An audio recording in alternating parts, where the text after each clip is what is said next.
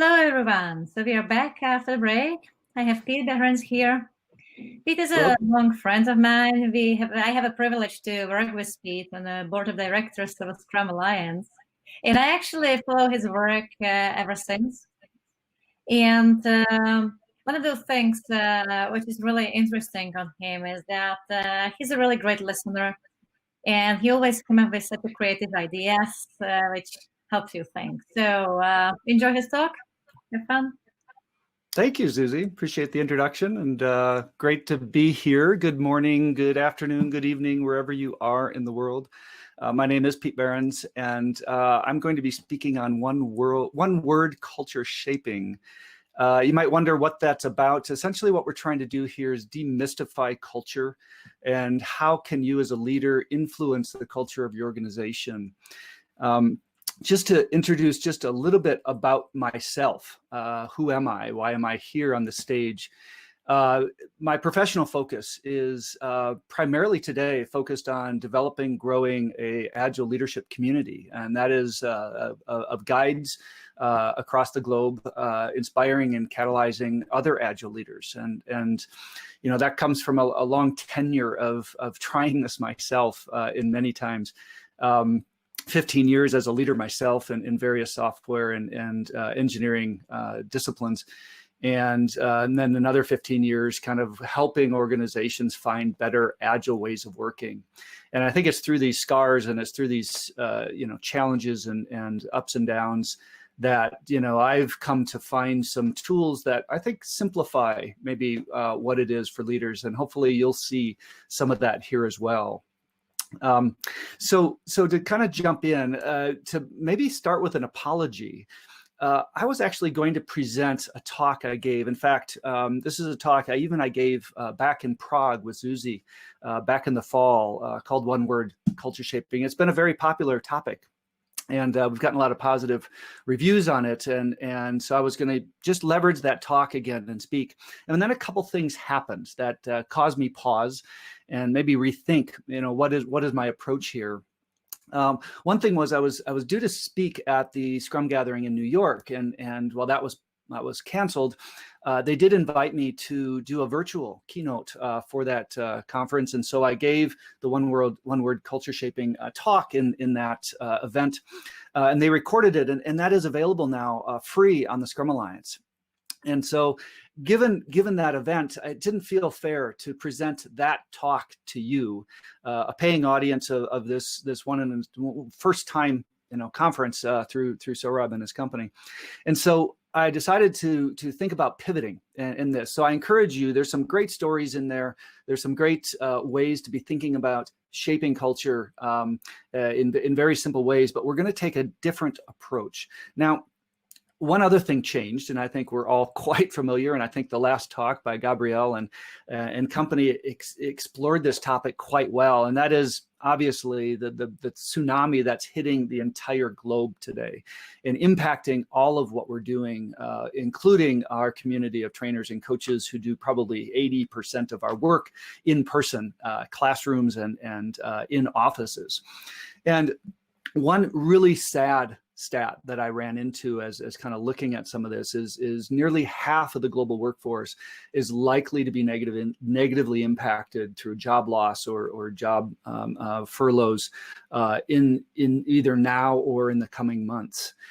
And so you think about, what is our ability to shape culture? What is our ability to even do work if there's such major disruptions? And so this was kind of weighing on me in terms of what is the message to share and how as leaders can we come across given this going on? And I think one person probably in that I've seen summed it up probably better than anybody else I've seen.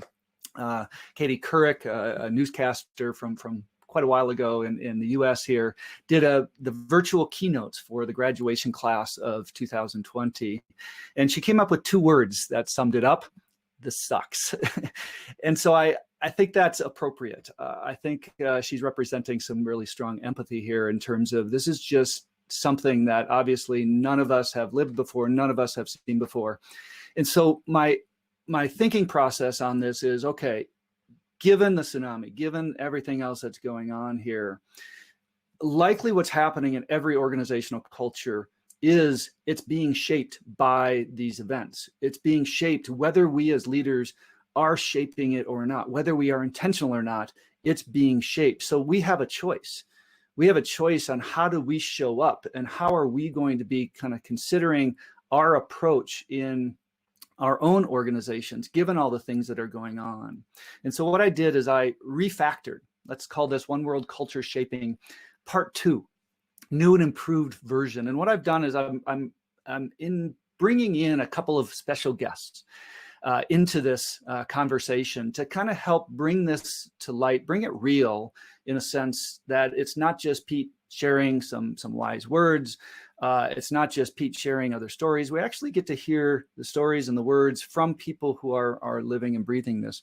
And so the first special guest is going to be Josh Forman, who's part of our practice program. I'll share a little bit more and let him introduce himself here in just a minute. And our second special guest is going to be my work and life partner of 30 years, Jana Zimmerman. And she's going to be helping illustrate one of the, probably the central topic of shaping culture in a leadership format here. But before we kind of go into this whole concept and what it is, let's just briefly talk about what we're going to learn, and then I'm going to introduce Josh here. So our goal in this talk, or at least my goal in this talk, is that we're going to learn that as a leader, yes, no matter where you are, what your position, given the COVID, you can shape culture. And so I'm going to try to bring this down to a level that everybody, anybody in any position can address. And when we say leader, we don't just mean people leader. We mean influence leader. You might have influence over products, technology, process, whatever that might be. You have the ability to shape culture. So without further ado, I would like to introduce Josh into our conversation here. So I'll ask Josh to come on stage if we can do this virtually. And see where he's at. Josh, can you make yourself visible on our stage? Oh, can you see me? Awesome, awesome. And I am going to actually take my screen away. So it's just you and I in this conversation. And so before we kind of get into maybe some of your situation and kind of where you're at, maybe just an introduction for us. Yeah, sure. My name's Josh Forman. I live here, well, here in Colorado, here for me anyway. Right outside of Boulder, Colorado, and I've been in tech startups in the Front Range of Colorado, that's the Denver, Boulder area, for about 15 years. And I'm currently running an engineering team for a small startup with about engineering team of 20. Yeah, awesome, awesome, and thank you. And yeah, it's interesting. In our global community, we have in our practice program about 36 people, and they are all over the world. We have Asia, Abu Dhabi, we've got Europe and Germany and US, and it just so happens you're one of these in my backyard in Boulder, Colorado. So it's awesome to have you here. So you had gone through our awareness program and now you had joined our practice program, but let's talk just a little bit about your work setting. So talk a little bit about kind of what's going on in a sense, not necessarily that brought you to our program, but just that was happening maybe in parallel to you joining and being part of our program. Yeah, well, so let's see, I started the program in March. So it was actually just before, right, all the COVID stuff really hit. Leading up to that point, we're a venture capital funded company, and we're at the point where we were really looking at getting that next round of financing and trying to show the user growth that can help support a good valuation for the next round of financing, get all of us that have shares get a little less or not as much dilution to get that next round. Yeah. And in a sense, during this time, it sounds like there was quite a bit of changes going on in your office as well, growth or just leadership change that was happening. Yeah, right. So as part of that effort, we brought in a new COO, and that was in January. And my boss was the CTO before that, and he left, and the COO came in and was now my new boss. So there's a couple other management shifts that happened at that same time, all geared towards trying to drive that user growth that we're looking for. And I think we can connect. Everybody probably can connect to getting a new boss, or whether you're a new job, or whether it's just a reorg, or whether or not you move up into a different position. That concept of new boss. So maybe just describe a little bit about kind of what was going on in this phase, in terms of how did you interact with this new boss, and maybe just share a little bit of some of the kind of challenges that you faced there. Yeah. So So some terms that I have heard before, but became much more familiar with through the ALJ awareness, and now the practice program that I'm in, is the idea of assertive and accommodative leadership. And I'm more accommodative. My boss is very assertive. So when we started working together, I really like joint decisions to be made. And I found myself not able to have that happen with her.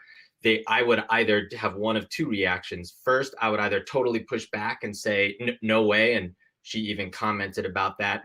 Or I would just kind of roll over and be like, okay, even if I didn't think it was best, I would still go along with the suggestion that what she wanted to have happen.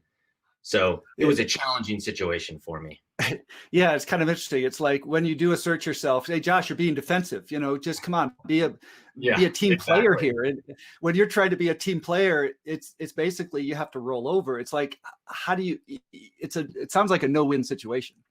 Yeah, it was very challenging for me. And it just so happened that we started the ALJ practice program in March, and we have these great cohort sessions that happen every week. I have 5 leaders in my cohort, and then I was having some one-on-one coaching sessions with Pete that really helped me see more clearly what was going on, and that I really needed to make a change if things were going to work. Yeah, and we're going to get to that part. We're going to hold that to a little bit later, but maybe just explain a little bit about, okay, so you were having a conflict, but my guess is this wasn't just a you and your boss. It was probably also starting to impact the culture around you or the people around you. And maybe just touch on that a little bit, as far as maybe an example or something where you're feeling like this relationship is really starting to impact the organization.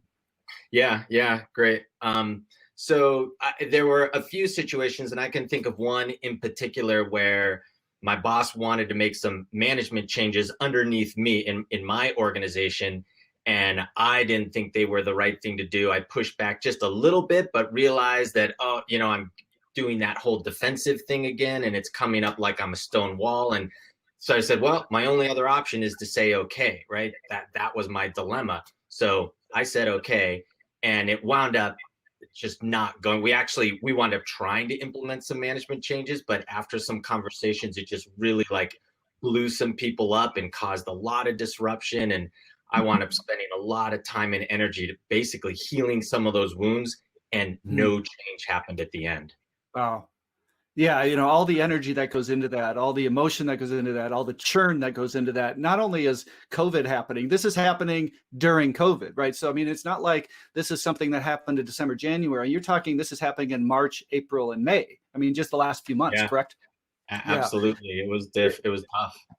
Yeah, and one of the things I think we are seeing is because of COVID, because of some of the other things that are going on, this heightened sense of emotional response, the heightened sense of urgency, the heightened sense of just that trigger effect. And I don't know, and we don't know whether that your boss was impacted by that, but we are seeing that in society. We are seeing that in these cases around the US and other places. And that may just be a backdrop, another shadow that's overcoming this. Before we kind of have you exit backstage, I'm going to leave a bit of a cliffhanger for our audience, because what we want to do is I want to share a little bit about what's going on here, and then bring Josh back for the rest of the story. But context-wise, Josh, is there anything else we should set up before we kind of share some of our model here? No, I don't think so.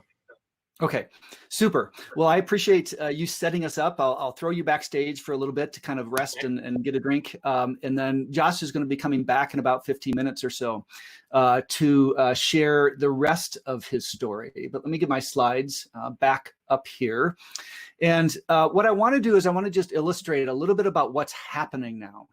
And why are we talking about shaping culture? And I'm talking about Josh and leadership. And so what we want to think about, and one of the my most kind of authoritative figures on this is Edgar Sheen, and Egershon talks about, he's got this massive book, 400-page book that you could read. And there's a tremendous amount of great information there, but he boils it down to essentially kind of a very simple concept. And that is, leadership and culture are really just two sides of the same coin, right? So here I gave you the synopsis view of his book. Now there's a lot of other depth that we can discuss in there, but that's one of the ways to think about this is this relationship between leadership and culture is what we call symbiotic. They're codependent, and initially, like in a small company like Josh's, leadership will shape culture. And over time, as a company grows, culture begins to shape leadership, and it requires that strong leadership again to reshape or to change the shape of the culture and where it's headed. Now, another way to kind of see this, because I believe culture is hard to see, and if you dive into some of the other models, there's a lot of models that show, you just see the tip of the culture, the behavior of leaders, but there's so many other things about experiences and mindset and all those other things that are underneath the water. One of the ways I like to think about culture is to think about it a little bit more like this concept of a shadow. So if our organization is the one kind of thing you see, and the behavior decisions are the things you see, the culture is essentially the shadow or reflection of that organization. And so I use this definition of shadow. And the reason I like shadow better than some of the other metaphors in the world, like these icebergs and other things, we can change a shadow. We can change our shadow. Icebergs, not so much, but shadows we can. So one of the things, there's another expert here, and somebody I was introduced to by Michael Spade, one of our other colleagues, William Schneider. He's a much simpler book to read, and he has something, he says, culture is just what we do around here to succeed. Another great kind of simple definition. So you think about it, what we do drives culture. Well, what we think drives what we do. And so what we're going to be getting at is this concept of how do we think. How does that show up in behavior? And how does that, in a sense, drive our culture? Now, when we start to think about the level of leadership, obviously, the bigger the leader, the bigger the shadow. And so, when you start to think about CEOs in the world, and a couple of CEOs I highlighted in my other talk was Steve Ballmer and Satya Nadella of Microsoft. And if you want to hear that story, I encourage you to watch that video. But I think we can all see where a CEO, good, bad, or otherwise, coming into an organization, how much impact and influence that has over a large organizational culture. Think of Elon Musk or Bezos or anybody in the world today who has that kind of heavy kind of shadow over top of where an organization's going. But my guess is the people that are watching this, and most people that engage in our program, while we do sometimes get that top level leader, typically it's a smaller company, but oftentimes we get these people that are in the middle, people that are first line managers, people that are scrum masters, product owners, and then up through directors and VPs. So what we recognize, though, is local leaders cast acute shadows. They cast sharper shadows. And when you ask and you see the studies out there, people don't leave because of the top leadership, mostly. They leave because of their direct management, the interactions with their boss, just as we're seeing in our story of our new friend here, Josh, is that Josh actually has the ability to shape culture more directly, more acutely in a smaller format. So first of all, then let's take a step back. Why should we even care about this culture? Well, if you've followed the Agile side of things in the last 13 years, you've seen culture rise to the top of this blocks any kind of Agile ways of working more than anything else. Now, if you notice the other general trends, and this is just from 2019, but you could take any study from 2006, 7 all the way through, and it's going to say the same thing. Management doesn't get it. The culture is not enabling it. And so this is one of the reasons why we care so much. So now, given the fact that, okay, we have shadows, we can affect culture, how do we do this? How do we build a culture that enables Agile ways of working?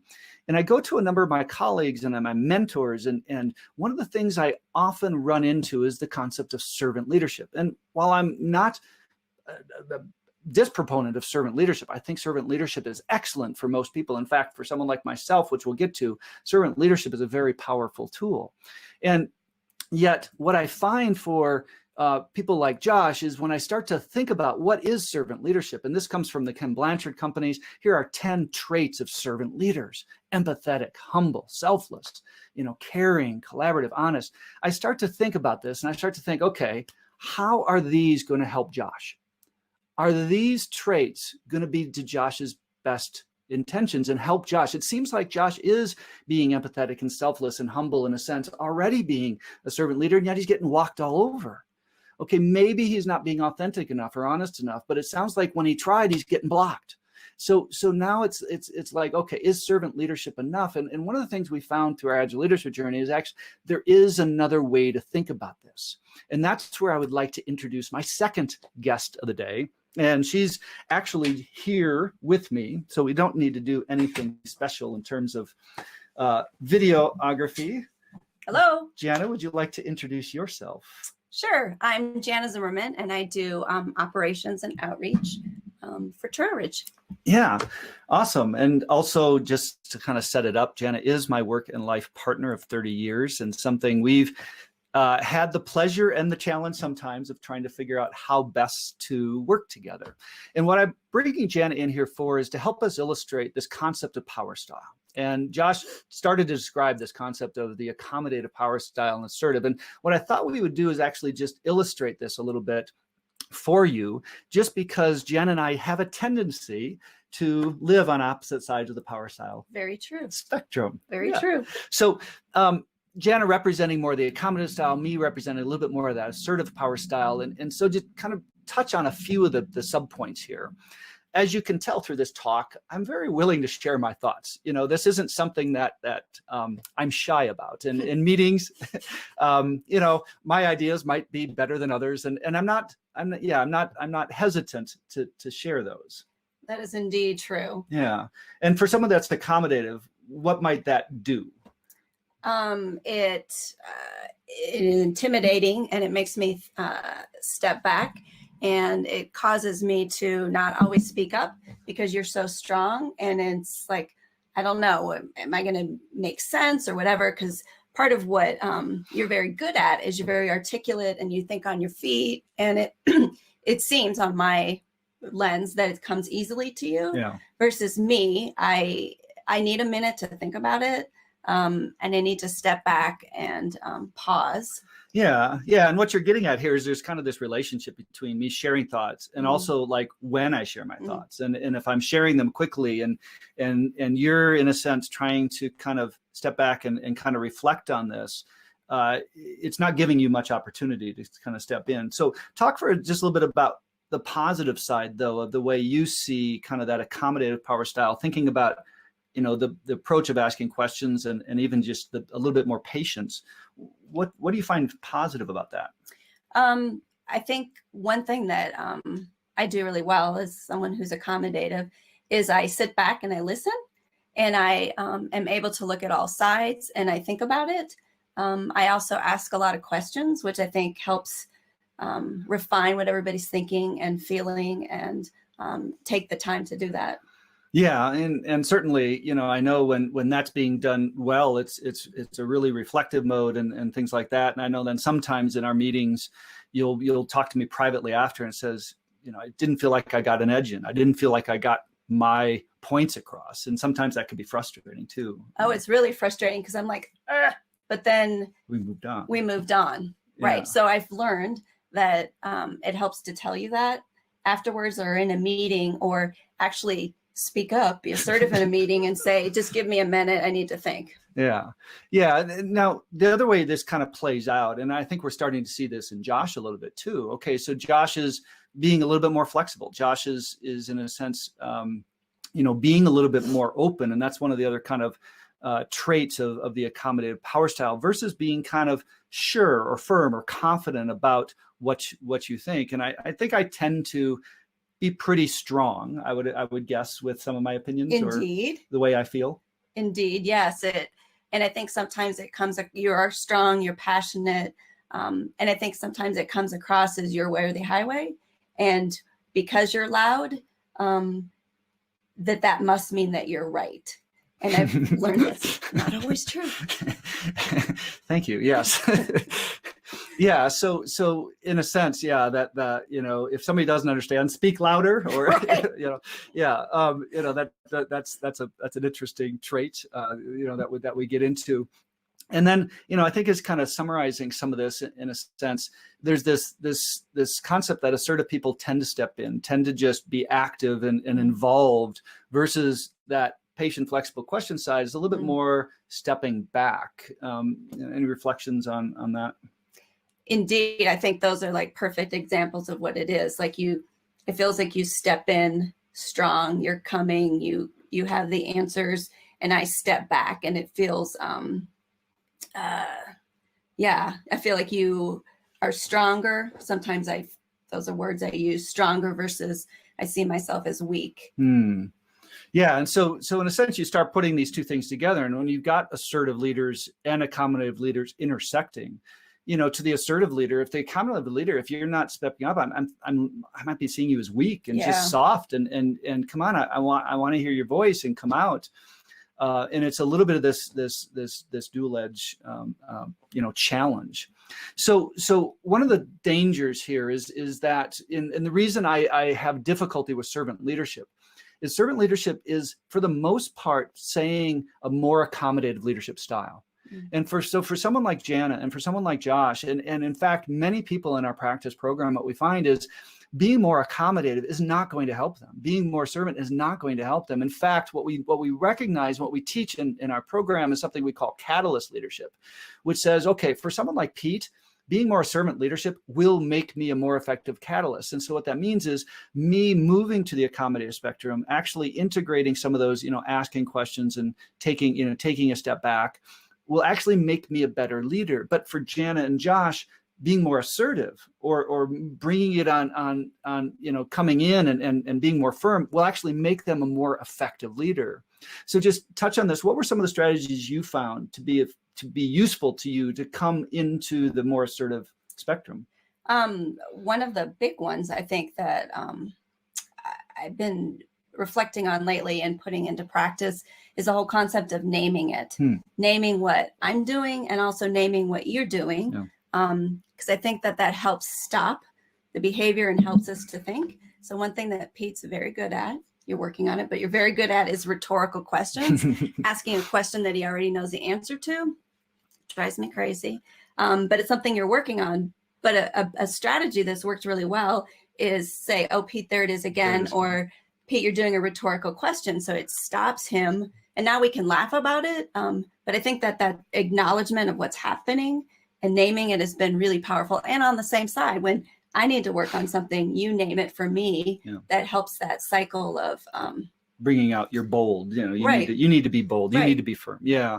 And what you're saying here is being transparent. So not only being transparent with yourself, and this is all about self-awareness, but that social awareness, like, okay, recognizing who's in the room, recognizing the situation, how am I interacting? And if you can create leadership team, transparency and bring that up a level, the much more powerful. And what you're getting at there, Jen, is that rhetorical questions, kind of that tricky space in between, being really effective at balancing when maybe I'm just trying to balance, but I'm not doing it very well. It's like that salesperson that makes you feel creepy.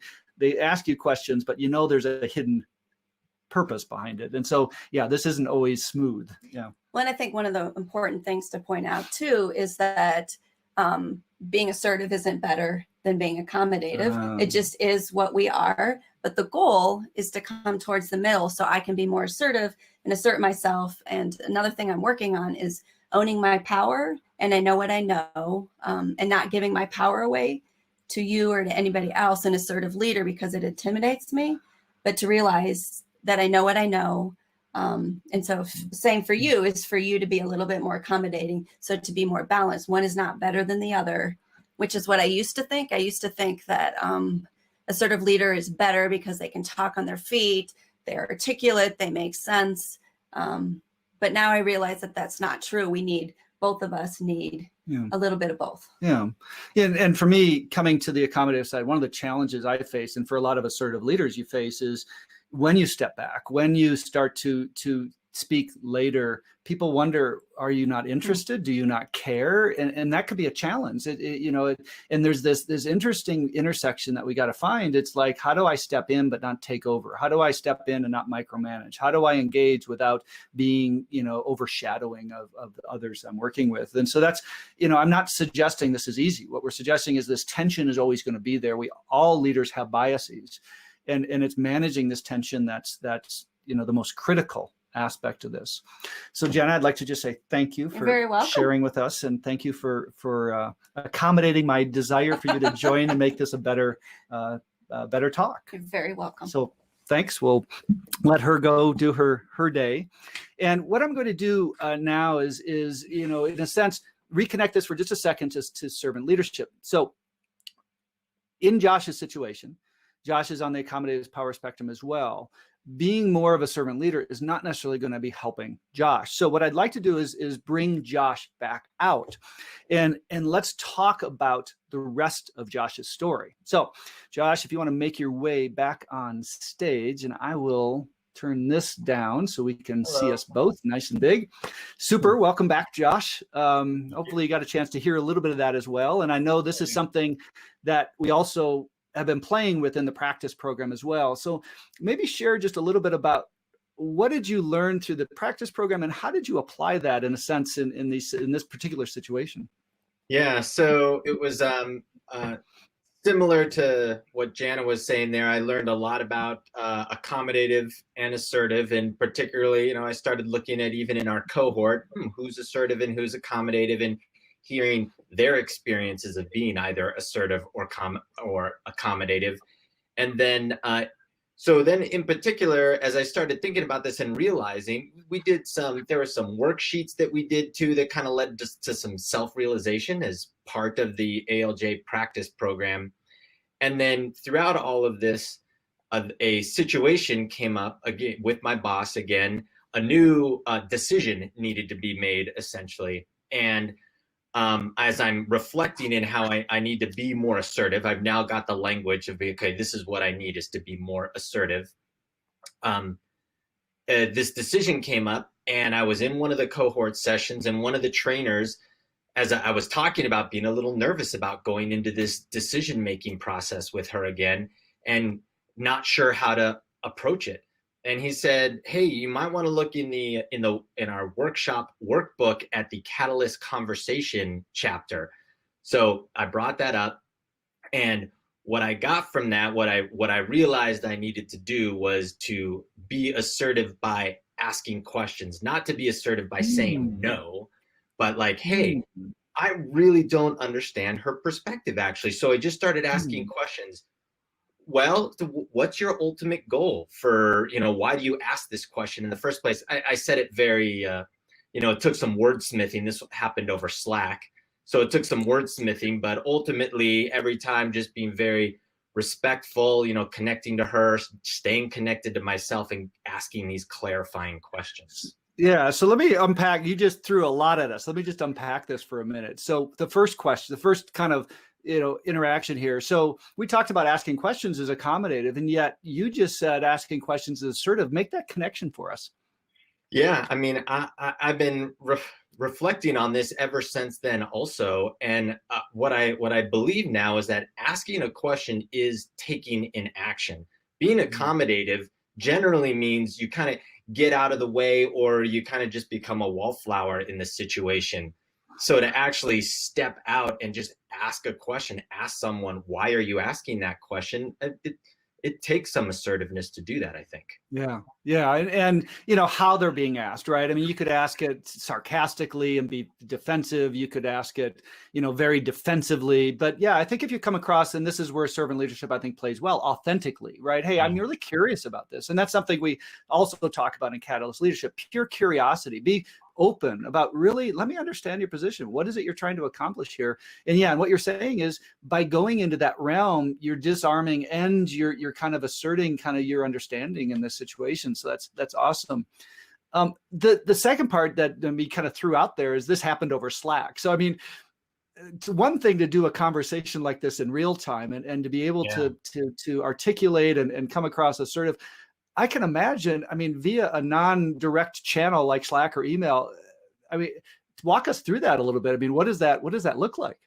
Yeah, I mean, well, first of all, it is a part of COVID reality now, right? Everyone working. These are just, you can't just always just hop into a Zoom call to be able to chat about things real time. And so, yeah, it was, seeing it come up. The one benefit is it gives you reflection time, because the conversation happens asynchronously, sometimes between my next response and her response back. It could be 30 to 60 minutes. Sometimes it was 2 minutes, right? I mean, it just totally varied throughout the day. So then I had a little bit of leeway to take some time and think about my response, which was nice in that way. Making sure the connection remains could be a little tricky. So what I found happening is she would respond. My response would start with something like, "Thank you for that last piece of information," or, "Oh, I see how you da-da-da-da-da-da," right? Just to make sure that the connective thread stayed throughout the conversation. And she always felt like, okay, he heard what I said last, and now he's just looking for more. And it just, what was really amazing to me is the whole situation. Uh-oh. Did we just lose Josh? Looks that way. Okay. So, so Susie, I'm still live. Okay. Yes, it's perfect. Okay. So hopefully we'll get Josh back, but talk about a cliffhanger, right? In a sense, what I want to be sharing a little bit about what Josh is saying here is Josh is referring to our Catalyst conversation, which is a technique that helps the Catalyst leaders or aspiring Catalyst leaders find a balance in their assertive, accommodative power style. And what he's describing is a step 3, which is about confirming and verifying kind of what is clarifying what you're hearing. And it's that disarming stage. And it is also, for somebody who's more accommodative, it's also an assertive step, because by clarifying what you're hearing, you are speaking, you are coming through on that channel as well. And so that's just yet another tool we're not necessarily going to be going into on today's talk, but just recognizing another technique in how to approach this. So hopefully we'll get Josh back and be able to kind of share the rest of his story. What I'll do, if he doesn't, I'll share a little bit of that interaction and what was really kind of neat, the fact that he was doing that over Slack. Once in a while, I would get a Slack message, because he's in our Slack workspace as well for our practice program, and he'd ask, "Hey Pete, this is going on," and I thought it was really interesting that he was able to actually get coaching during this conversation as well. Sometimes my response wasn't quick enough, but so Josh, you're back. Yes, sorry about that power outage. Yeah, good. Yeah, we're not good. Yeah, real situations. We're live. Yes. So Josh, maybe I'll just have you reflect just on going through all this and just talk a little bit about the kind of results and in a sense of what did you find was the impact of kind of taking a different approach in your leadership? Yeah. So I'm not sure if where I cut out there, but the key piece to part of the resolution here was that this whole decision was made without me really having to exert, this is what I wanted to have happen. Just by asking questions, we ultimately got to a great result. And then as a result, what that's done is I feel like we actually partnered in this decision. And so now, and from then, it basically impacted every decision that was made after that. It kind of stopped the momentum of me just either pushing back or rolling over on her decision. So it just created a whole new way of our relating, which has led to much better decisions for the organization.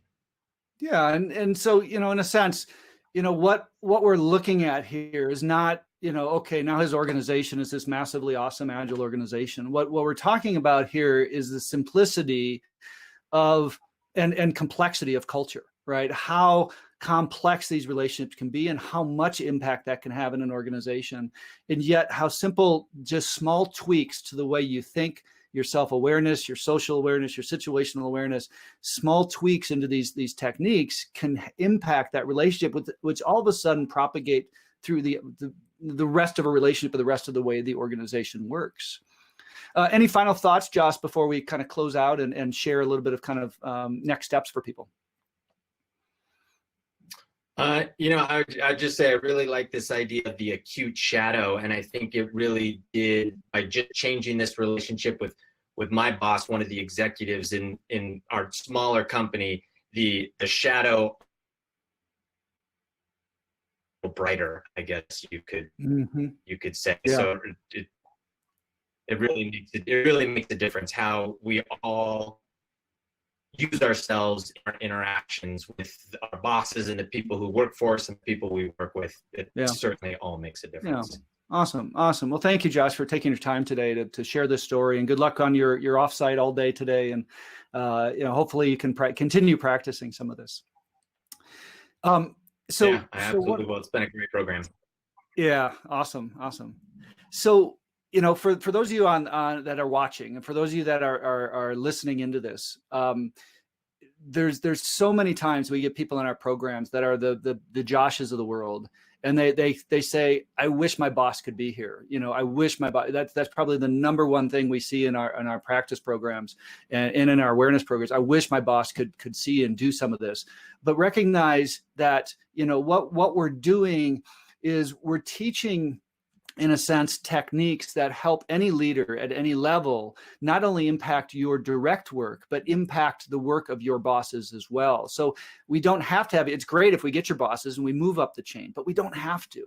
So as I go into this summary mode, what I'd encourage you to do is think of some questions, ask some questions, and we'll bring Zuzi out here in just a minute to reflect and share some of the questions you guys. So Zuzi, if you could help us, or Sorab, help me with that, so I don't have to be looking at some of those questions. I want to do a little bit of just summary here, well, maybe I'll pause. Maybe I'll if there are questions, Zuzi, right now, or do we want to wait and hold? We have 3 questions. I started with one which might be a clarification what you said. Sure. So Iona asked, is Agile leadership servant leadership to you? Yeah. So kind of my summary there is if servant leadership is done extremely well and you do the full aspect of servant leadership, I do believe you get into the elements we're dealing with here: authenticity, honesty, which take an assertive power style. What I get frustrated by with servant leadership is a little bit more of the way people perceive it and the way people apply it. It tends to be, hey, servant leadership means step back. Servant leadership means just help me if I need help, but stay out of my way. And one of the things we hear a lot from leaders is when they come through our program, they say, finally, you're not just telling me what not to do, and don't micromanage, don't tell people what to do. You're actually giving me some tools of what I can do. And so what I find is that, like scaling frameworks and other things, servant leadership is really solid for a majority of leaders who are on that assertive spectrum. It's really awesome. But it's not as effective for those leaders like Josh, like Jana, who I believe would benefit more from what we call a catalyst, active, balancing that power style approach. Cool. Next one is, if you're a leader, your reflection can be seen in an organization. My question is, said Satyan, how we can create awareness of making this style more explicit to this interaction. Yeah. And what you're getting at, and maybe I'll jump to a slide here. What you're getting at is this concept of awareness, and that is the fundamental. And I think if I were to say the sweet spot of any leadership program is going to be creating better awareness, and that's certainly what we're trying to do too in our program, is create awareness first, because we can't do anything if we don't have awareness. So we really try to break this down into a few different ways. One is this self-awareness. And in fact, what Josh was describing some small techniques we use in our program to create self-awareness without a lot of work. So reflecting on your power style and some of those balances, doing a little bit of inventory in terms of kind of how I'm showing up, even looking at my focus. What do I work on? We use another technique, Expert Achiever Catalyst, and how I focus on my activities shows up how I show up at work. So what we do is a number of these kind of like inventories. But then what we do is we go much deeper, and the biggest way to kind of create that awareness is to do a 360. And so Josh is just going through that piece right now. In fact, if Josh is still there, I'd invite him back here for just a minute. Josh, your video didn't show up before. If you could. Do you have me now? I got your voice, not your video, but your voice. So Josh, just a touch on the tools you did in self-awareness, and now you've gone through the 360. Any just kind of comments there on that, creating self-awareness in your program, going through our practice program? I think it's a poor connection from Josh. So. Yeah, I think, Josh, your connection isn't strong enough. So anyways, yeah, we do have multiple layers to create awareness, and it is something that leaders can do fairly simply, but it does help to have some tools to assess, Susie. All right. I have one more question here. So would that mean that cultural change will always trigger top-down? From Bridget. Yeah, so that's an interesting question. I'll kind of come back to just that picture of the shadows that I use here. And no, the fact that what we talk about in our program is not top down, bottom up, because I think both of those are necessary, and culture gets shaped both ways. Top leaders shape culture, from the top, but every team, and most people that have gone through an agile transformation have seen this, where a team can shape culture bottom up. We talk about it inside out. And what we mean by that is it's more about starting with culture. What kind of culture do we want to create? What kind of culture do we want to have in our organization? And be more intentional about the culture, because I think a lot of organizations just do. We build products, we build services, we do, whatever it is we do as an organization, we just do. We don't often think about our culture. And so what we're teaching is a leadership, especially as you move up in the organization. As I go from first level leader up to the top leader, I need to be moving from what we call in the system, meaning I'm working on the products and services, to on the system. I'm focusing on the organization, the culture, and the structures of the organization. So yeah, we talk about that as more inside out than top down. And I have a last question. question. Susie, yeah, last question, then I'll do just one little quick summary, and then we'll close it out. And that, if you have any hints to share to start, how can you start a conversation with your boss if you feel you're working in a dysfunctional culture? Yeah. So recognize, first of all, the conversation with the boss is the most difficult one to have. I would first practice with people, practice with your kids, practice with, a spouse, practice with, someone else, and practice on other types of conversation about giving and receiving feedback. Because really, when you're talking about challenging a boss, you're talking about giving feedback. And when you do that, you're going to trigger a threat. And as soon as you trigger threats, you're going to bring out emotions. And so just recognize you're walking through a minefield here. And so what my, I guess, advice to you is recognize that minefield. One tool or technique we use that I find incredibly powerful is David Rock's SCARF model. He's got a book called Brain at Work.